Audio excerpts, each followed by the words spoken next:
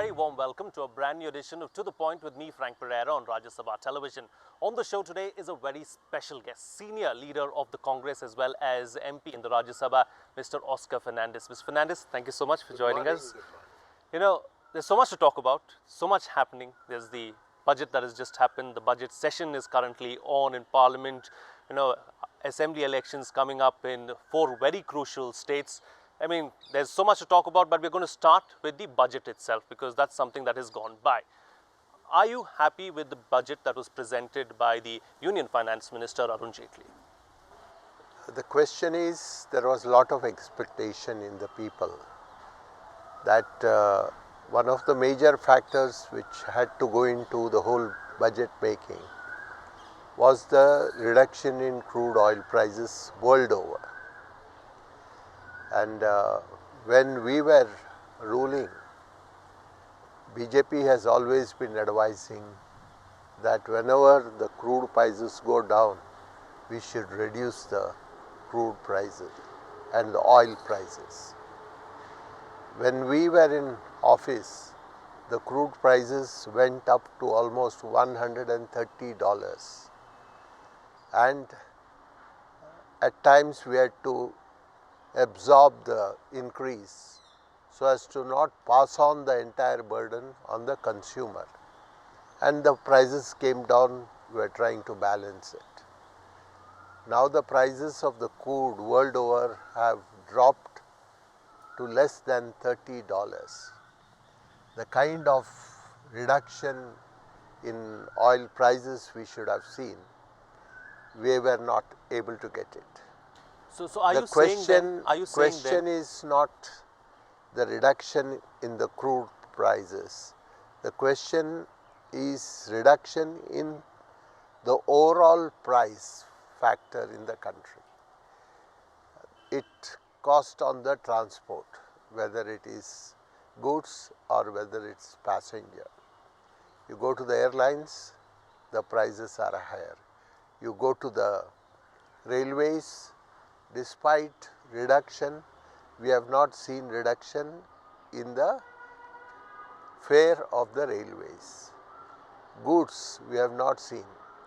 And if these reductions could have been there, definitely the price rise could have been controlled, and goods would be available to the poor man, and the poor man would have a better diet.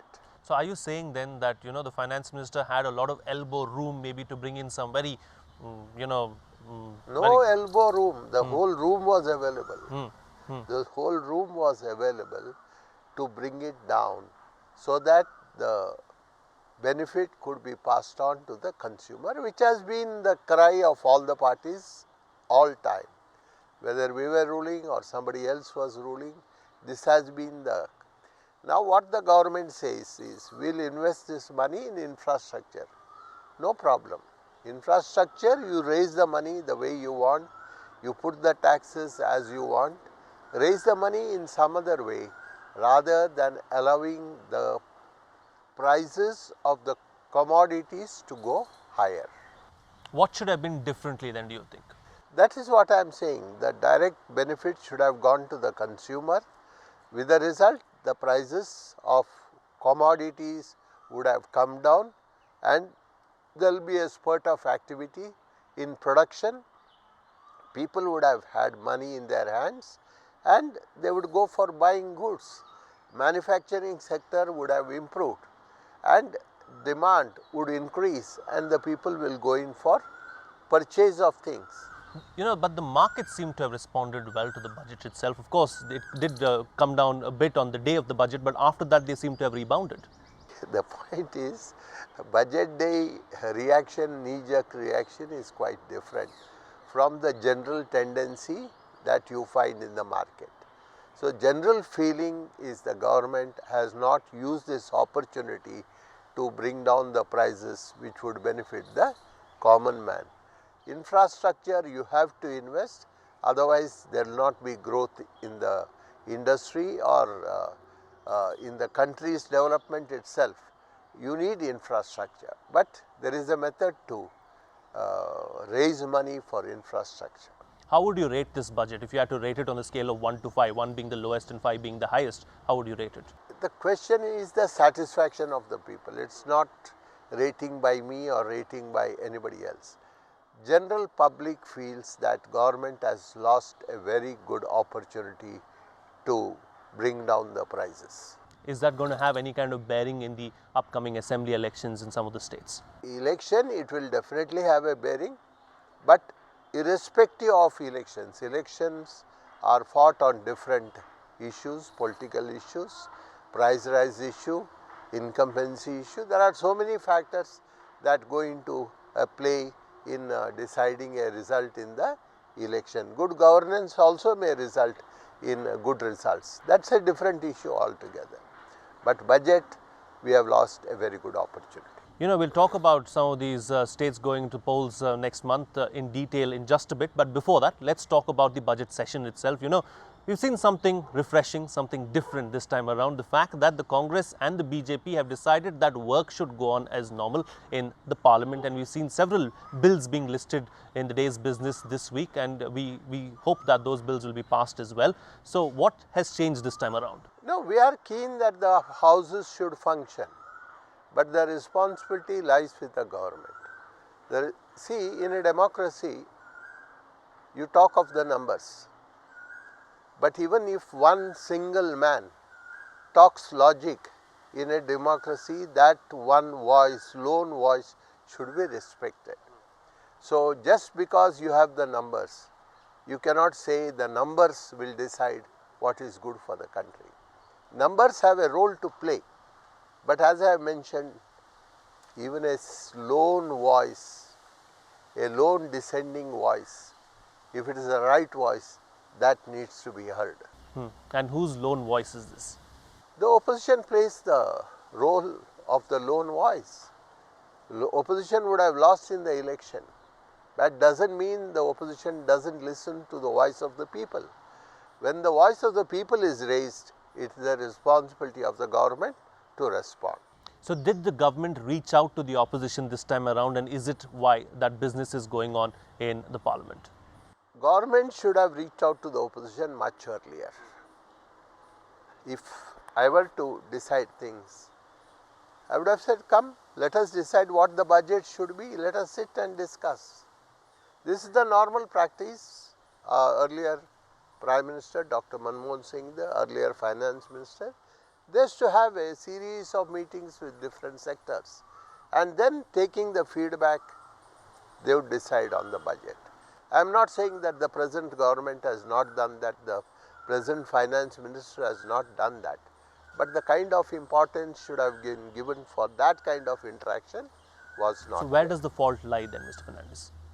I am not talking of the fault. It is the joint responsibility of all of us to run the house, but greater responsibility lies on the government to take people into confidence and jointly decide what is good for the country. You know, the real estate bill is going to come up, and what is your party stand as far as the real estate bill is concerned? Because there's been much talk and many reports in the newspapers of late about the real estate bill. We've heard your party's vice president stand on the real estate bill. So are you going to let the real estate bill sail through parliament? The question is, it needs protection to the consumer. Consumer means somebody is going to buy a flat. He has to pay advance. A time schedule is given. If you don't give the flat within the time schedule, they revise the price of the flats. Now this is going to add burden to the person who has planned out to take a flat. Not only he is not able to occupy the flat in time, he has to pay rent for the place where he is staying, which is beyond his means. Let us see, let us deliberate on this, the difficulties of the consumers, and we have to pass the bill in the interest of the consumer. If there are clauses which do not benefit the consumer, then we will have to help the consumer. Is the bill acceptable to you in its present form?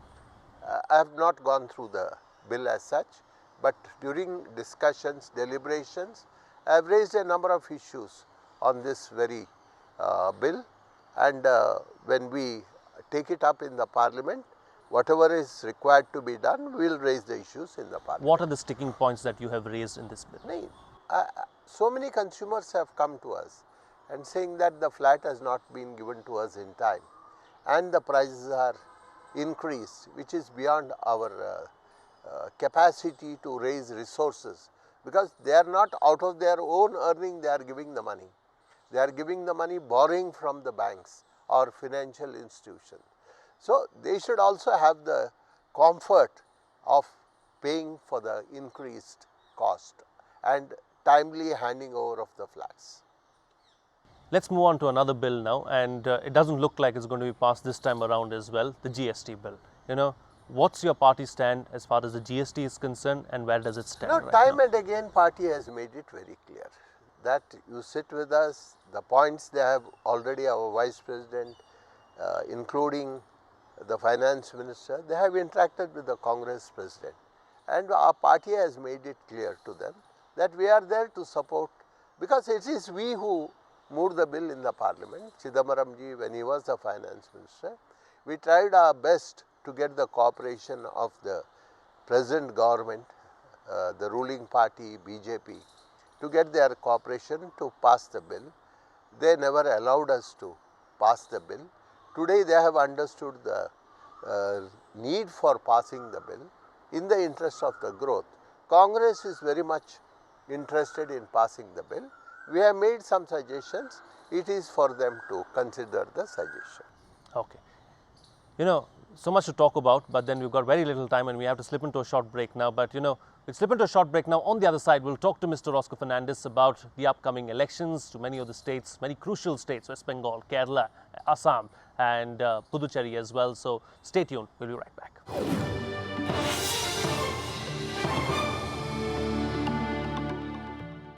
Welcome back. You're watching Rajya Sabha television in conversation with Senior Congress leader Mr. Oscar Fernandes. Mr. Fernandes, let's talk about the upcoming assembly elections now. There's Kerala, there's West Bengal, there's Assam, very crucial states as far as the Congress is concerned, because the Congress will want to, wrest control in these states. So what is the strategy? Let's go through these states one by one. What's the strategy as far as Kerala is concerned? Do you think that the Congress is going to retain power in Kerala? Because as far as history goes, we've seen that, the left and the Congress switch rules each time. I have been to Kerala, very recently I have been to Kerala. There is one feeling in Kerala that in the last 5 years, maximum development has taken place in the state. You talk to any common man, he has expressed highest satisfaction to the development that has taken place, good governance in the state. The overall picture that I get is the Congress alliance is going to come back with good numbers. But good governance is one aspect of it, but then the Chief Minister and several of his ministers have been embroiled in several scams that have come out in the newspapers. One is of course the solar scam, the other one is of course the bar scam. And do you think that these things are going to hurt the government? All these issues have been debated in the assembly. And Kerala state is one state. Apart from the assembly, issues are discussed in the public. And beyond discussing issues in the public, they agitate also. So all these things have happened in Kerala, and despite all the turmoil that you are talking of, the public of Kerala today feels that the best performing government has been Omam Chandi's government, the Congress government, guided by our Congress President Srimati Sonia Gandhi.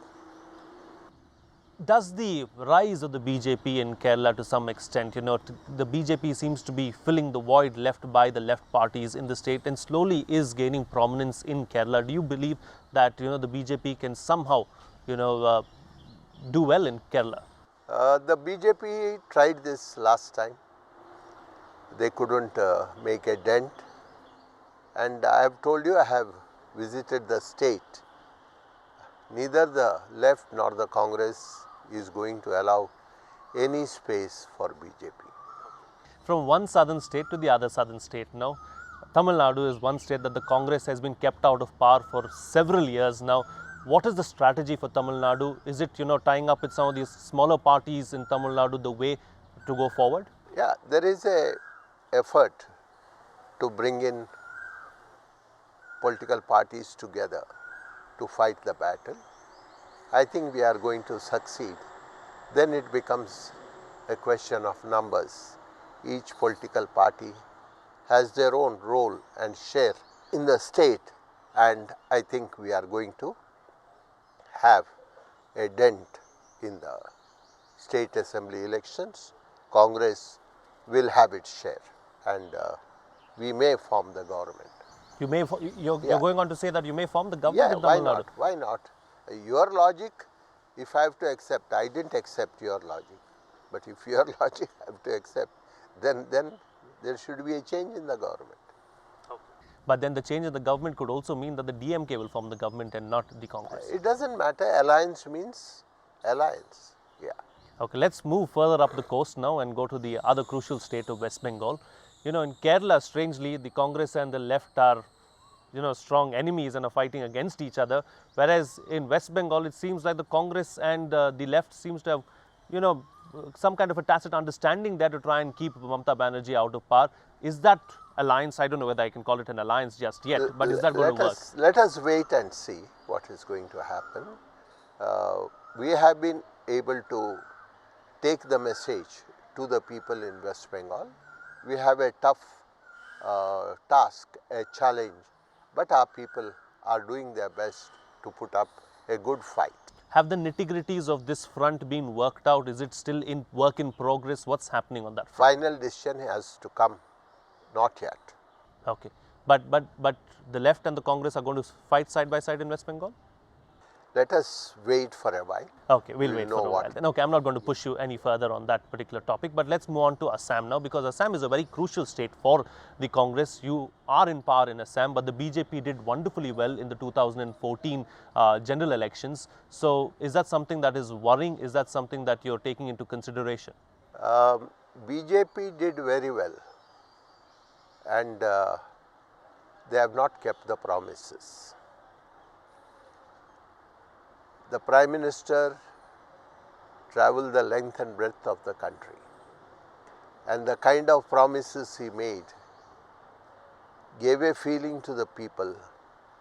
He mesmerized the people, gave them a feeling that what Congress did is everything wrong, and he is going to have an entirely new picture, a new presentation to be given to the people of this country. When the BJP president was asked about the promises, he said, "Ye pura chunav jumla hai." Means during election, we can afford to say anything and get away with things. Now this is being exposed. Now you have seen the results in the Delhi state. Congress didn't do well at all, but BJP could get only 3 seats out of 70 seats in Delhi. After that, you had the Bihar elections. BJP couldn't make any dent in the Bihar elections. The situation, what you are mentioning, they did well in the parliament election. Yes. And if any state they should have formed the government, it should have been in BJP, in Bihar, they should have formed the government. The people rejected the BJP, they couldn't form the government. Now, they made the promise that we don't have to raise any money in the budget. All that we have to do is to bring the black money back to the country, and it will be sufficient for 5 years, not 1 year's budget. It will take care of 5 years budget without any increase in taxes. Now the petrol prices, diesel prices, they were supposed to reduce they have not reduced. ये भी चुनाव का जुमला है. Black money they were to bring back, giving a hope to every household that 15 lakhs will be deposited in your account. All that you have to do is to open an account. Have you opened an account? They used to ask. नहीं. क्यों नहीं?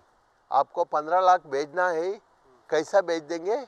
आपका bank account दे दो. Everybody was asked to open a bank account.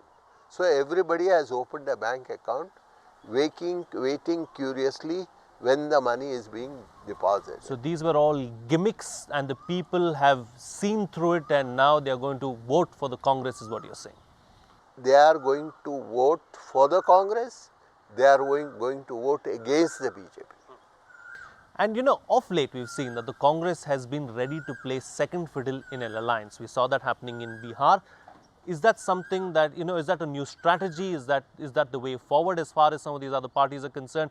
You know, go into an alliance with some of the regional parties and keep the BJP out. Kerala, we had alliance for decades. Tamil Nadu, we had alliance for decades. It's not a new thing that we are doing. In Assam also we had alliance. Bihar, we had alliance earlier. It is not a new thing. Yes, if you have to form the government, you need support of other parties. We are going into that. Okay. Let's move on from the assembly elections and talk about what's happening within the Congress itself. You know, last year there were several reports that the Vice President Rahul Gandhi will be elevated to the position of party president soon.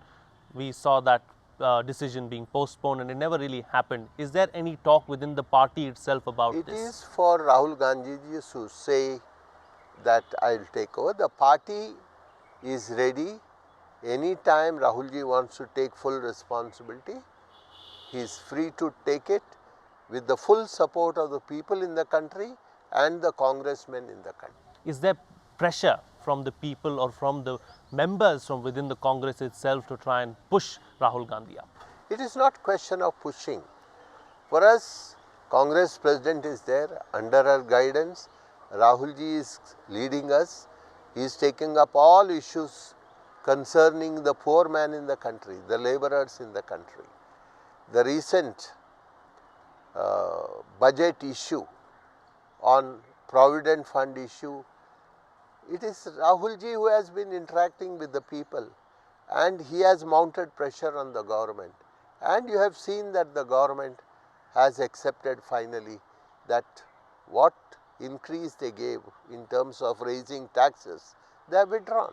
So they have government has also understood that Rahul ji has the backing of the farmers in this country. Rahul ji has the backing of the laborers in this country. Rahul ji has the backing of the poor section of people, the scheduled caste, scheduled tribe in the country. You know, talking about Rahul Gandhi and you know, taking active part in everything that's happening around him, that seems to have changed over the last 1 year or so. What really brought about this sudden change? You know, the media called it Rahul 2.0. What was it that brought about this sudden change? The question is, Rahul ji has been with the people. You would have seen his programs to the state of Orissa. He used to go and live in the villages, live with the tribals, live in their house, stay there at night, eat with them to find out how they are living and what kind of changes we have to bring about in the country. Last election parliament, he went to the laborers all over the country, interacted with them and felt that we have to bring about lot of changes to help the laborers survive in the country. So he has been doing it consistently. Maybe the recognition has to come from the people. It has started flowing. It started flowing. He's been more aggressive of late. Rahul ji has been very active. In terms, you may call it aggressive or soft, but he has been reaching out to the people. One final question, talking about farmers and the laborers, of course, let's talk about your state of Karnataka. Last week, or I think a couple of weeks ago, we saw a major farmers agitation in Bangalore and across the state as well. So, you know, the farmers seem to be agitated. There have been several deaths, farmer suicides being conducted in Karnataka over the last 10 months or so. Is that issue being addressed? No, Rahul ji himself went to Karnataka. He went to various states, districts like Mandya, he went to Haveri, Hubli, these districts, to reach out to the people, reach out to the farmer whose families had committed suicide. And this was a clear message. The state government also supported by giving lot of facilities to the families which have committed suicide. The suicide issue is concerning us, all of us. It is not only suicide in Karnataka. Maximum deaths have taken place in Maharashtra, in Andhra Pradesh, even in state like Punjab, deaths have taken place. So this is a all India issue, and the government of India has to address these issues. Well, that's all the time we have, and we've come to the end of the program. Thank you so much, Mr. Fernandes, for being with us in the program. It was a pleasure having you here on Rajya Sabha television. Thank you, brother. Thank you so much. That's all the time we have. Thank you so much for watching. See you again next time.